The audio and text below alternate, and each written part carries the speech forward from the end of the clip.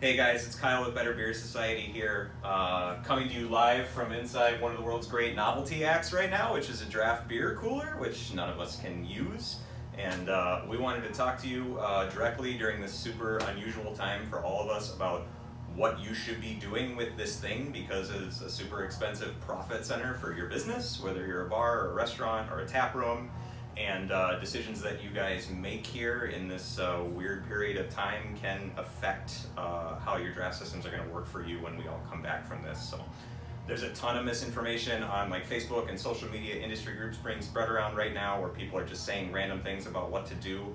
A lot of those things can be bad.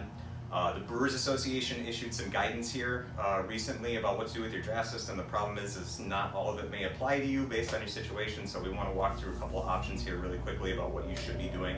The best thing you can do is to continue normal cleaning procedures, obviously. Have your draft system mechanically cleaned every 2 weeks, continue to do that. It's the best way to make sure that the draft system you shut down is the same one that comes back online. Obviously that's not practical for a lot of folks right now. The second best option is to contact your cleaner, have them come out for a regular service and mothball your system, which is to say leave the system packed with water, which should buy us about 5 to 6 weeks of time, whereby we'll have flexibility for that system to sit dormant. If you do that, it's important to note that you'll want to turn up your glycol by at least 10 degrees or work with your cleaner to be able to do that so you don't freeze water in the lines. Again, if that's not practical for you, probably the third best option, most practical option, is to blow these systems out to the extent that you can, either with a pressurized cleaning pot or with an empty keg.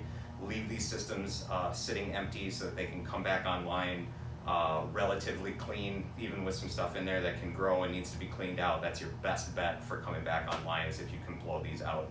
So work with your cleaner to be able to do that if that's the best solution for you. Regardless of which of those options is best, a couple of things that apply to all of them. Make sure to remember to shut off your gas here. You can do this in the cooler at the secondary regulators. If you know where your main gas source is, your incoming gas source, either a bulk tank or cylinder or something like that, shut it off there too as well, just for safety. It can't hurt. Take couplers off kegs. Make sure that these are off after they're cleared out, or packed with water, or packed with product or whatever, hanging off the wall.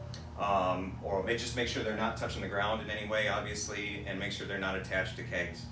Don't turn off your glycol unit for any of these things. Whatever you don't turn it off, they will start to overflow after a while, which will cause you all kinds of problems to bring back online.